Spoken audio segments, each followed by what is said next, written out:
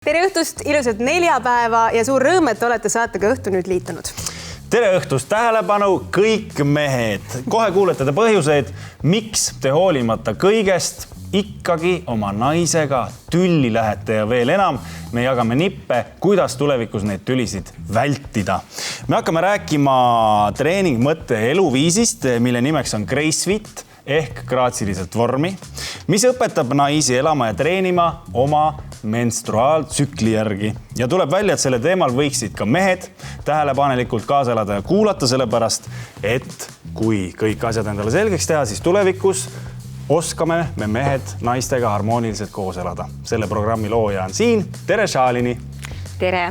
Ja tõepoolest mitte ainult mehi me praegu ei kutsu kuulama, ikka naisi ka. Et mõlemale poolele väga oluline informatsioon, ta puudutab ikkagi naisi.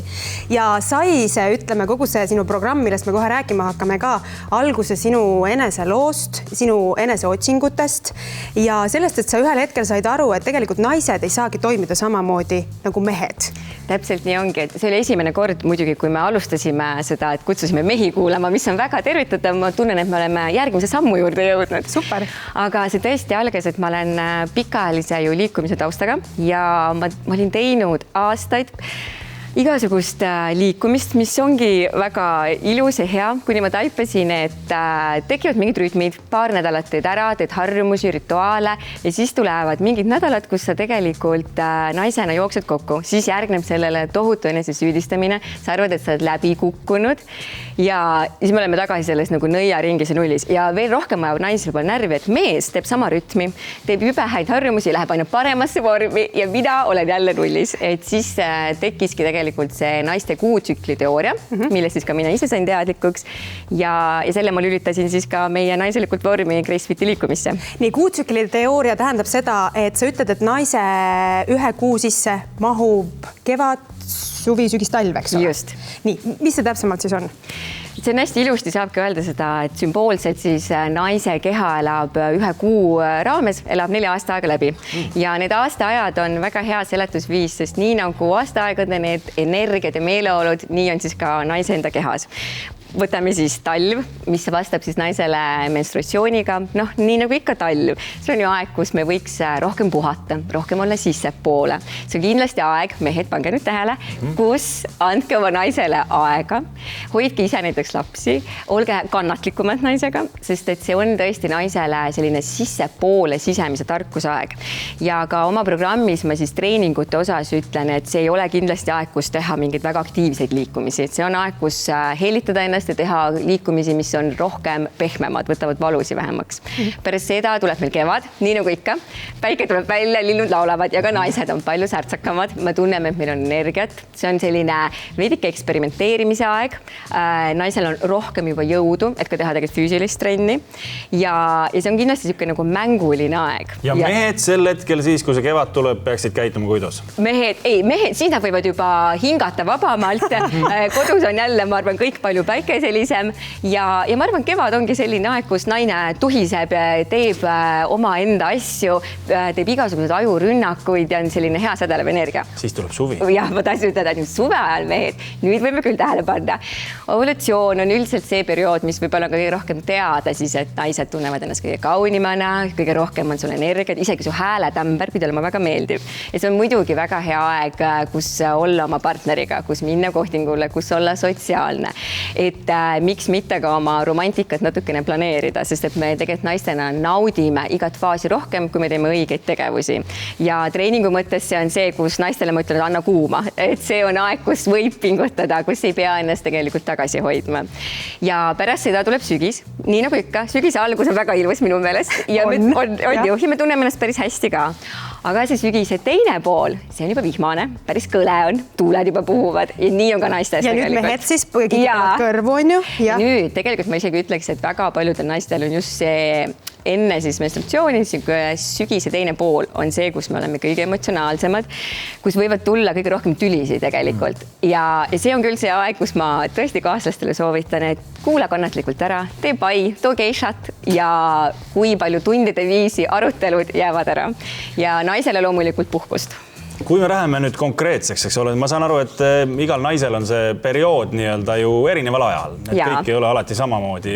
Ehk siis iga mees peab oma naist tundma õppima, aga selleks on vaja, et see naine jagaks siis konkreetselt informatsiooni mehele, ma eeldan ka ju. Absoluutselt ja ma olen päris palju öelnud ka naistele, et ega mees ei ole sul hiromant. Tuleb öelda, mida naine vajab. Et tegelikult on nii, et ja mehed ei peagi nii palju rääkima, nii emotsionaalsema kui naised. Naise tegelikult enda võimalus on see, võib-olla ei pea täitsa nii tegema, et ma annan igast faasist nüüd teada, aga noh, nüüd on kevad. Miks ka mitte? Tegelikult ma tean, et on ka selline äpp olemas, et mehele tuleb teavitus, et naisel vaheldus faas ja hurraa, nüüd käitu nii. Ja noh, samas miks ka mitte, kui see tõesti aitab suhetele kaasa. Ja see, kui tihti need faasid vahetuvad ja kui pikad need on ka sõltuvad naisest või need on enam... No need on, ütleme nii, et üldjoontes meil on mingine orienteeruv pikkus, aga iga naise keha on täiesti unikaalne, nii et loomulikult. Selleks peabki ise panema kirja, kõigepealt ise saame aru, millal need ajad on, eks ole, siis ma saan teavitada juba meest. Kas sina elad selle kalendri järgi absoluutselt iga päev? See, ma arvan, on nii, et esiteks see teooria on kindlasti midagi, mis on naisele ja ta võib oma mehega loomulikult jagada, aga et see ei ole kindlasti tõesti midagi, mida peab teistele väga palju kuulutama, et see on selline naise enda suunanäitaja ja sisemine tarkus. Aga sa saad näiteks sellest juhinduda, kui sulle helistatakse tere Šaalini, ma tahaksin sind kutsuda töövestlusele. Või näiteks õhtusaatesse, eks ju? Õhtusaatesse. Jah, kas sa õhtusaatesse tulles vaatasid praegu kalendri üle, vaatasid, kas praegu on sobiv energia tulla? Tegelikult, kui see vähegi on võimalik, siis ma väga soovitan, aga kahjuks kõik ei käi meie tsükli järgi, kuigi võiks, aga ei käi tegelikult, et siis ma väga ka soovitan, et tee ära, mis on vaja ja siis kompenseeri, et siis puhka. Näiteks võib-olla sa võtad järgmise päeva, teed natuke teistsugused ülesanded. Et näiteks kui sul on ka see talv või sügis, siis see ei ole tegelikult aeg, kui sa tahad tohutult kaamera ees olla, see on aeg, kui sa tahaks teki all olla. Aga noh, kui sa pead, siis loomulikult tee. Mina ise jälgin ja väga paljud siis ka CrossFiti minu enda siis naised, liikmed, kes mul on, jälgivad, et see teeb sinu elu nii palju lihtsamaks, see teeb nii palju teadlikumaks ja sa teed, ma arvan, väga palju asju ära palju suurema naudinguga, et mina teen väga palju filmimisi näiteks just nimelt evolutsiooni ajal. Sa tegelikult oled ka öelnud, et naised elavad tänapäeval ikkagi paljuski meesenergias. Mida sa selle all silmas pead?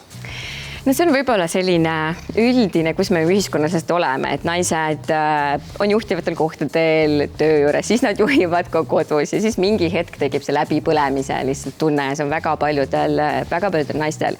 Et ma arvan, et kõigil naistel, et päeva lõpuks me oleme ikka naine, et me võime olla maskuliinses energias või siis nagu Katrin Saali-Saul on kirjutanud suurepärase raamatu naiste arhetüüpides, et võib-olla nimetame seda, et sa oled oma selles kuninganna energias, sa oled otsustav, sa oled konkreetne. Aga päeva lõpuks me ikkagi tahame ennast kõik naisena tunda. Et mina soovitan väga naistel võtta endale aega, kõigil on vaja üksinda olla, kellel rohkem, kellel vähem, kes saab rohkem, kes siis vähem. Et see on ka võib-olla viis, kuidas natukene rohkem ennast jälle tundma õppida. Et ma arvan, et see, kui palju sa oled sellises maskuliinsemas energias, kui palju naiselikumas, see on iga naise enda otsustada, aga sa peaksid ise selle ära tundma. Et võib-olla me oleme natukene sellised automaatselt teeme mingeid asju ja siis me ikkagi jõuame sinna kohta, kus me oleme nii väsinud, läbi põlenud ja me ei taha mitte midagi teha. Et see on tegelikult üks koht, kuhu, ja see on ring, et kogu aeg siis me võtame vabaks, siis me jõuame jälle sinna. Et see on üks koht, kus ma loodan, et võib-olla siis me koos liikumisel, aga mida mina teen, saame välja. No kuigi väga paljud teavad, et sul ei ole ainult trennid, sul on täpselt need meditatsioonid ja kõik see muu informatsioon ja enesesse vaatamine seal juures.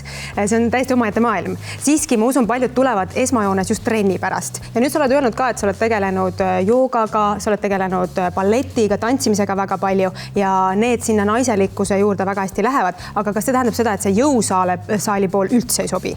Või mida sa hindad? Absoluutselt sobib, et see on täiesti maitse asi. Et kui sa tahad, siis tee jõusaali, kui sul on tunne, et midagi muud, kui soovid, siis kombineeri.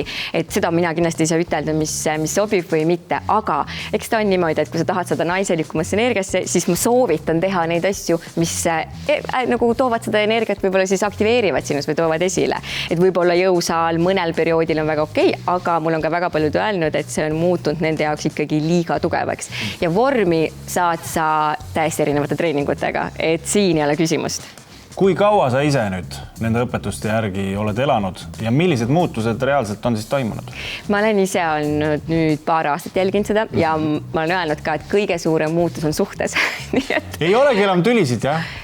kui aus olla, siis ei ole. Uskumatu. No nii. Ütleme niimoodi ja ma võin teile ütelda, oli väga palju tülisid. Oli enne seda, jah? Kohutavalt palju ja võib-olla need tülid on just siis sellised, et on tohutud emotsioonid ja sa ei tea, miks need emotsioonid on, et see algab nii, nagu me kõik teame, hästi väikesest asjast ja see lõpeb millegi väga fundamentaalsega. Ehk ega need selle faasides siis see ongi see, et sa saad teadlikuks, et sul tuleb võib-olla mingi emotsioon ja sa ei lahvata kohe, vaid sa ütled, et okei, mul on oma aega vaja või ma tean juba, et okei, et see ilmselt ei ole sellest teisest inimesest nagu põhjendatud, miks mul see emotsioon, et see on minust endast. Ütleme nii, et jah, et praegu ma hakkasin meenutama, ma ei mäleta, millal viivati oli tüli, et kõige rohkem on see mõju, ongi võib-olla avaldanud suhted ja siis tegelikult äratundmine, millal ma pean puhkama ja millal ma pean tegutsema. Et ütlekski võib-olla kõigile naistele, et tegutsemise juurde käib ka puhkus ja see peaks olema täiesti sinna sisse kirjutatud. See puhkuse lubamine on naistel midagi enneolematut. Tõesti, jah. Et see on nagu täiesti kurioosne, et paljud on mulle öelnud, et neil tulevad pisarad silma, kui lõpuks nad saavad aru, et issand, meil on lubatud puhata. Vau. No kui kellelgi tekkis nüüd huvi ja tahaks natuke lähemalt selle maailmaga tutvuda, siis te leiate Shalini üles gracefit.ee lehelt näiteks ja tegelikult Instagramis, Facebookis oled sa ka täpselt samamoodi olemas. Minge, uurige, küsige vajadusel lisa, te saate kõik oma vastused ja täna suur aitäh sulle tulemast ja pisut siis oma maailma meile tutvustamast.